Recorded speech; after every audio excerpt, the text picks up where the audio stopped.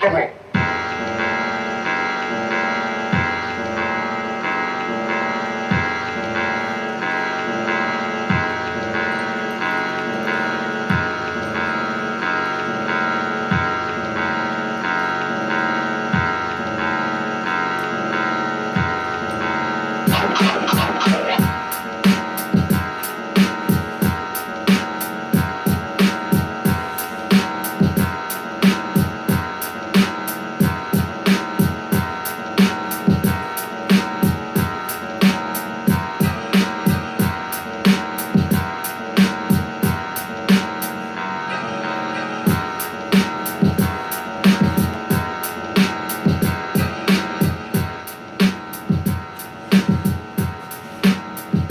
Black Panthers.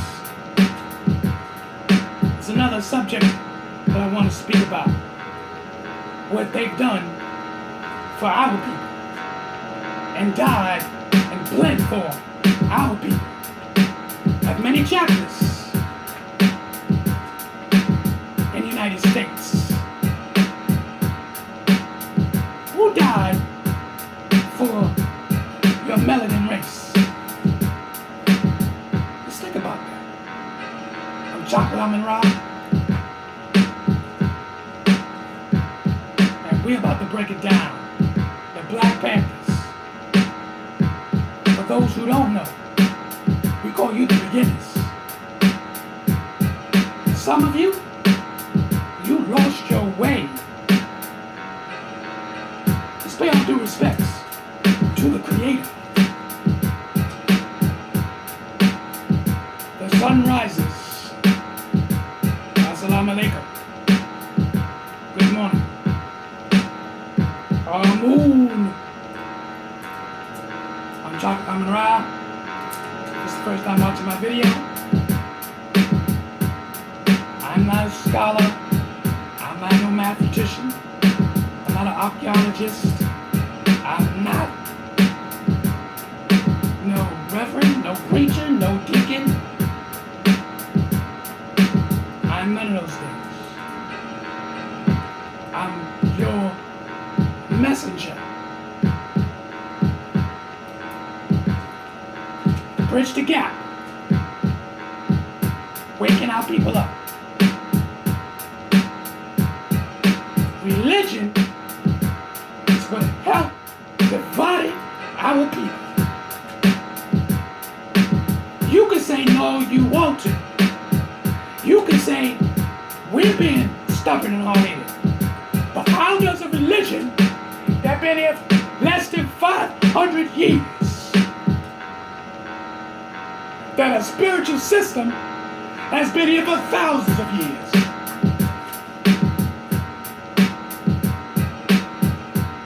you say Jesus died for you? Which one? For some of you believe that the white man's supposed to come from the sky and save your black ass. But let's get into the Black Panthers, because those are the sacrifices. Those brothers and sisters died believing in you.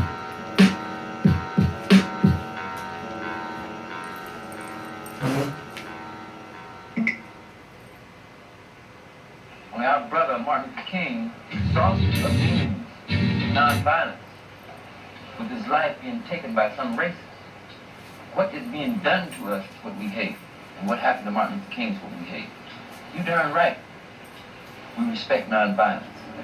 But to sit and watch ourselves be slaughtered like our brother, we must defend ourselves. As Malcolm X said, by any means necessary. At this point, I question the whole purpose of the Black Panther Party. In my thinking, they Cool, were nigga. necessary. It was a shock treatment for That's a white cool America nigga right there. to see black men running around with guns, just like black men saw white men running around with guns.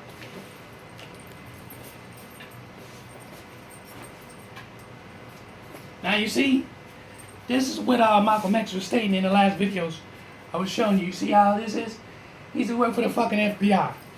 He talking about, I don't want to understand why they gotta walk around with guns when in those days California law that you can carry armed weapons in the open. Do your research. This motherfucking Aputar nigga, he sitting up there telling me he want to know why. And here we go again, using a motherfucking black man, using him. He in front of the camera. He looked like he a little bit, he didn't really want to do it. He's probably got to feed his family.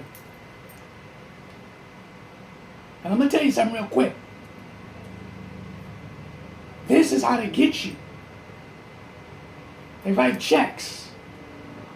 That's why so many black people have went over, across, and never came back.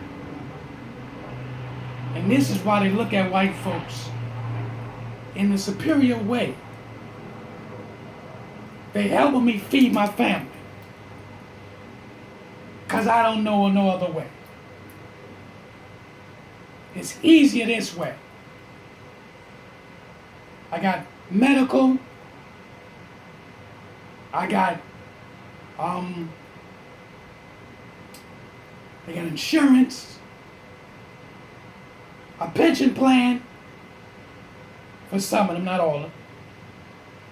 But this is what a lot of black folks switched over. Don't be misled. Because if you can't work at any job and be yourself and believe in what you believe in, something's wrong. And in these days, those days, a lot of black people was just like this cool nigga. Let's get into it. Guns, yeah, that was a shock treatment. It was good in that extent, but it got a lot of black people hurt. There was no joke about what was going on, but we believed with our heart that we should defend ourselves. And there were so many that did do that. By 1968, the Black Panther Party was part of an increasingly volatile political scene. That summer, the National Democratic Convention in Chicago was disrupted by violent clashes between demonstrators and police. I've never seen anything horrible in my whole life. Look at Dr. Keller.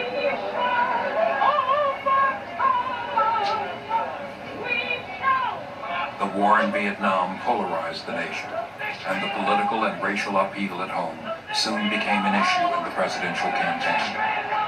This is a nation of laws, and as Abraham Lincoln has said, no one is above the law, no one is below the law, and we're going to enforce the law, and Americans should remember that if we're going to have law and order. I think it's fair to say that as the Nixon administration came into office, as we came into office in 1969, there certainly was a strong perception of radicalization. In Chicago and in other cities, FBI Director J. Edgar Hoover expanded surveillance of organizations in the black community, especially the Black Panther Party.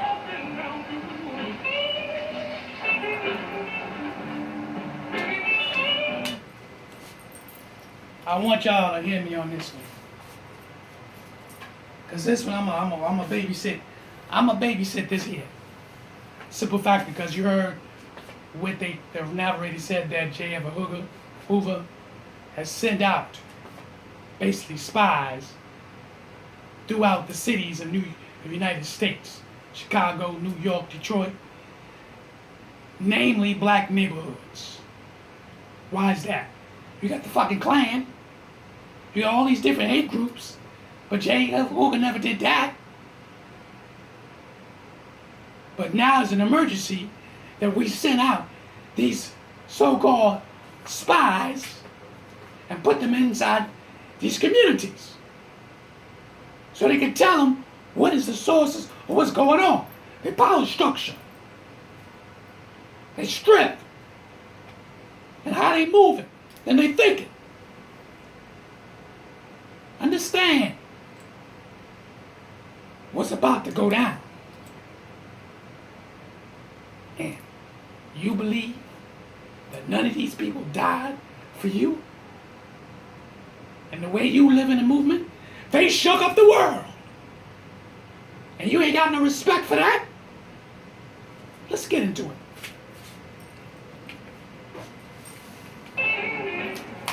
Directives issued by FBI headquarters a few weeks after the elections called for, quote, imaginative and hard-hitting counterintelligence measures aimed at crippling the Black Panther Party, unquote. On Chicago's west side, the Panthers had just opened their first office in Illinois. Well, the thing that I really loved about the Black Panthers is that they refused to be ignored. It was very easy to ignore black people back then because everybody figured, well, it's just a lot of talk and they're not going to do anything. They'll just go on and on and on, moaning and groaning about how terrible everything is. And they, of course, at the best, they just might get involved in some acts of nonviolence. But that's about it. And they just kind of, business as usual. You couldn't have business as usual with the Black Panthers. The Black Panthers were definitely going to be heard. So we always say the Black Panther Party. Fred Hampton! They do anything they want to do. Fred Hampton! I might not be back. I might be in jail. I might be anywhere. But when I leave, you can remember Assassinated him. The last words on my lips. I am a revolutionary. And you're going to have to keep on saying that. You're going to have to say that I am a proletarian. I am the people. I'm not the pig. You got to make a distinction. And the people are going to have to attack the pig. The people are going to have to stand up against the pig. That's what the Panthers are doing. That's what the Panthers are doing all over the world. Fred Hampton, a former NAACP youth organizer, became at age 20 chairman of the Illinois chapter of the Black Panther Party. The Panthers program drew mixed reactions in Chicago's black community. Many black people initially was very, very afraid of the Black Panther Party. I understood where they were trying to go politically and felt that they had to change things. And when I talk about fear, I was afraid they weren't going to do it right. And I was always trying to cool them out and say, that's not the way to go. They were too direct. You could tell that this was a movement that was very meaningful to them. And none of them was suicidal, so it wasn't. Now, I'm injecting this. You probably know why. You see how black people is? Well, you got black people today who just like that. Just like that counselor. She said, I had to tell them, that's not the right way to do it. You got to tell me, for the times we living in, the pressures they putting on, killing our people randomly, and we not putting no pressure on them, but this is not the way to do it. You got people today who think just like that. Just like that. Like you ain't supposed to be radical. You ain't supposed to shake up nothing. Hear me now. Hear me. They live among us, telling you what you shouldn't do, what you shouldn't say, like they got to fucking speak for you. That's back in the goddamn 60s and 70s. We 2017, and this shit still goes on. Let's get it popping. Here we go. Like they were out there trying to figure out a way to get killed. But they did honestly and truly believe in power to the people. I mean, that was their slogan. Here you found some brothers and sisters saying, first, look, the United States Constitution guarantees us the right to bear arms and to protect ourselves. And we understand that we need protection in the black community. And it's our responsibility to protect black women and black children, not the police. Because the police is not here to serve and protect us, only to continue to enslave us. It is our responsibility to see to it that our people have a decent place to live, decent food to eat, and quality health care, not the system. So that frightened a lot of people. I mean, they didn't think that it could happen. They didn't think that it was right. People learn by example. I don't think anybody has acknowledgement for that. I think that when you say that people learn basically by observation and participation, I think that everybody caught on to that. So what we're saying very simply is that if they learn by observation and participation, then we need to do more acting than we need to do writing. And I think the Black Panther Party is doing that.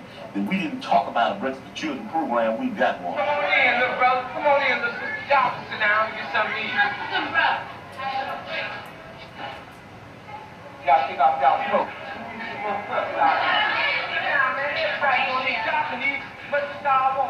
The new Breakfast for Children program soon attracted the attention of the FBI. Claiming the program served to indoctrinate children, the Bureau directed field offices to, quote, formulate specific counterintelligence techniques to disrupt this nefarious activity, unquote. The FBI stepped up its efforts to recruit blacks to infiltrate the Black Panther Party. My recruitment by the FBI was very efficient, very simple, really. I'd stolen a car and went joyriding over the state limit, and they had a potential case against me, and I was looking for an opportunity to work it off. And a couple of months later, that opportunity came when FBI agent Roy Mitchell asked me to go down to the local office of the Black Panther Party and try to gain membership. I think everyone that was in the Black Panther Party kind of understood it was a given that we would have wiretaps, that we would be followed, that we would be harassed, we'd be locked up, that we would even be beaten by the police.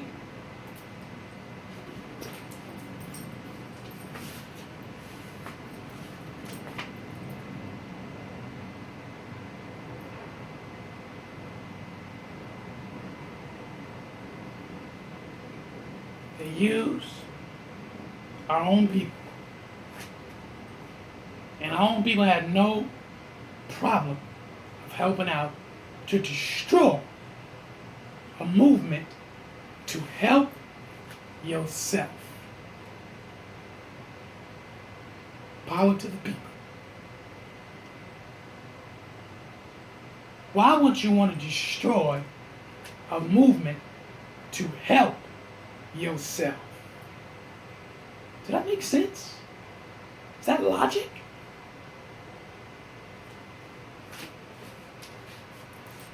Damn. In the winter of 1969, law enforcement agencies launched efforts to undermine an attempted coalition between the Black Panther Party and the Blackstone Rangers, a Chicago gang. The Panthers were pursuing an ideology that said we need to take these young minds, this young energy, and turn it into part of our movement in terms of black liberation and the rest of it. And I saw a very purposeful, intentional effort on the part of the police department to keep that head from hooking up to that body. It was like, you know, do not let this thing become a part of what could ultimately be a political movement, because that's exactly what it was. FBI agents wrote an anonymous letter to Jeff Fort, the leader of the Blackstone Rangers, warning Fort that the Panthers have, quote, a hideout for you, unquote.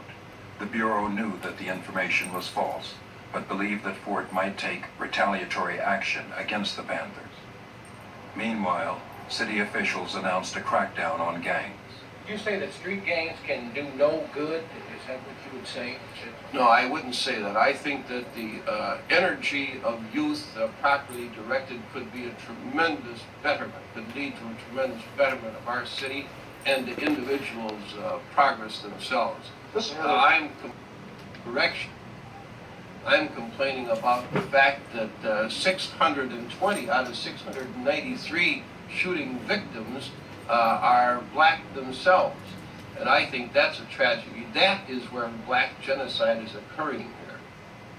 The Chicago police expanded their anti-gang campaign to include the Black Panther Party. In late May, Fred Hampton was sent to prison.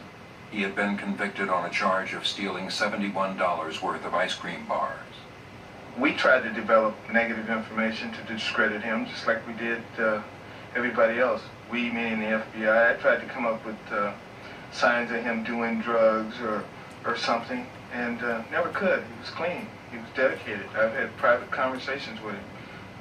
We got along pretty well. While Fred Hampton was in prison, a police raid on the Panther office turned into a shootout. 5 policemen and 3 Panthers were wounded. They did it. After just put us down, they went back up there and the fire started. Nobody was up there except the police when the fire started. Frank, you want to come in? Get a picture there, too. Yeah, take that door, man. Back and drive shotgun. Shot up the door at the office there, arrested some Panthers. And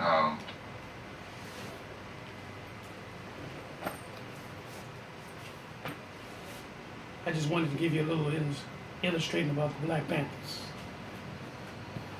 You hear the evidence. You hear the evidence about what they sabotage, plant evidence, trying to find false evidence to ridicule these people, to destroy them. And these people didn't die for you? These people didn't give up their lives for you? These people created food care and to help the children, our ancestors. This is in the 60s.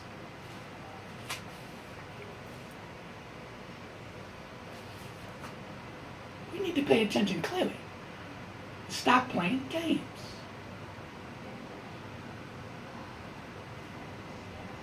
I'm going to show you something and then this is over. I want y'all to see this here. This book is called Neely Fuller. And I'm going to show you Neely Fuller. Because you need evidence. I need to show you this. Dealing with racism. There's a code system that so many of you don't understand. This is towards the end of the class. So bear with me. Not necessarily those of TalkTainmentRadio.com, the management, the staff, or K&E World Network, LLC. Live call-in talk shows. Dial 1-877-932-9766 and join the conversation here on TalkTainmentRadio.com. This is The Compensatory Concept with Mr. Neely Fuller, heard exclusively on TalkTainmentRadio.com, the world's greatest radio. Radio, the way it should be heard. And now, Mr. Neely Fuller. If you do not understand white supremacy, which is racism, what it is and how it works, everything else that you understand will only confuse you. Only confuse you. Only confuse you.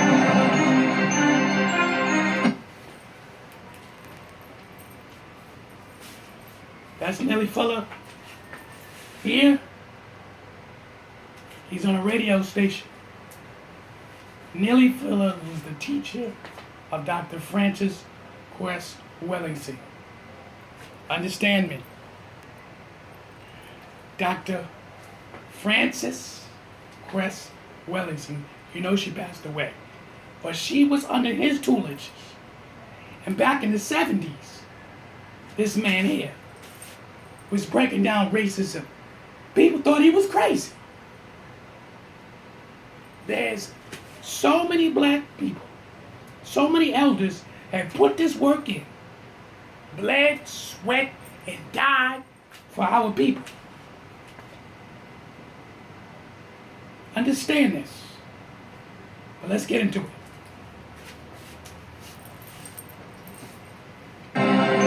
good morning and welcome to TalkTainmentRadio.com. We go where you go, the world's greatest radio. You are in touch with the compensatory concept with Mr. Neely Fuller Jr. and I am your co-host, Mr. Bobby. And this is radio the way it should be heard. If you'd like to get in contact with the show, you can do so by calling 1-877-932-9766, or you can Gmail me at the numeral 7, Mr. Bobby, BOBBY @gmail.com. Or rather, at gmail.com. And for those of you who understand the show, the usual suspects are at work. On our third way, you can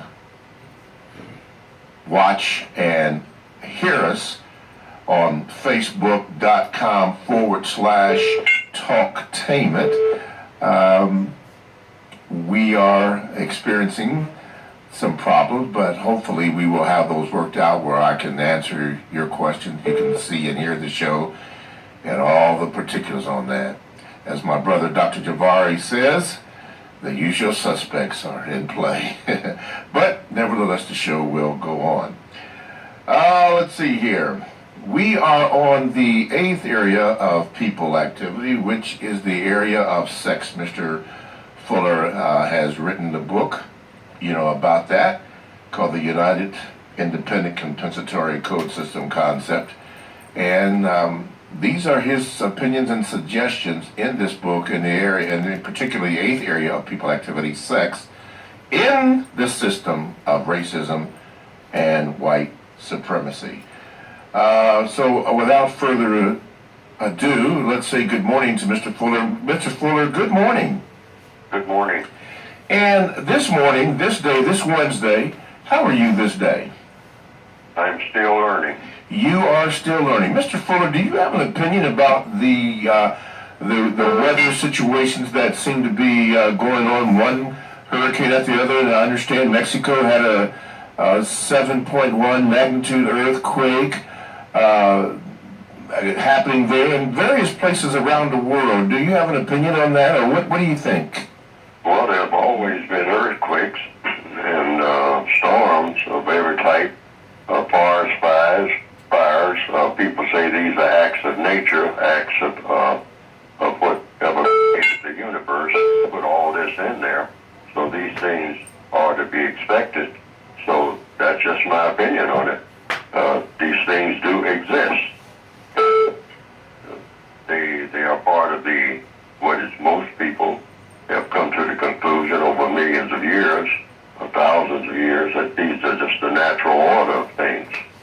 And when they happen, you just try to, as a person, a creature on the planet, you just try to deal with it the best way you can. Try to keep from being harmed. Yes. And then there are other people who say that it's being engineered and altered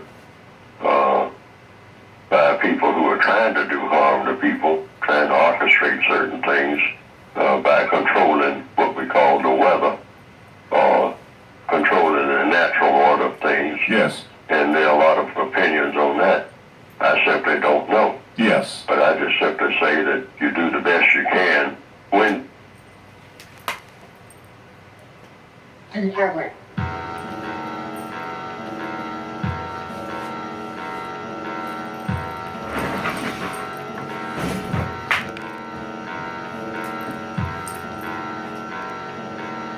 Class is over. I gave you a little bit of the United Independent Compensatory Code book. I should have put him first, but I chose to do Malcolm X first. Gods and goddesses, kings and queens, class is over. Now I give you my opinions. Do your research. Every person I just showed you, groups, Black Panthers, nearly fill his books. The Black Panthers. I show you a little bit documentary on them. Malcolm X. You believe that Jesus died for you?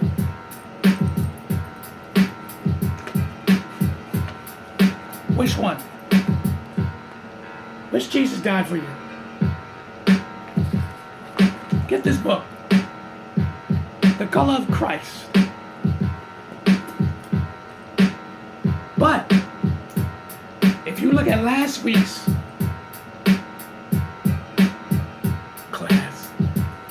class and put it together, what Christ are you talking about?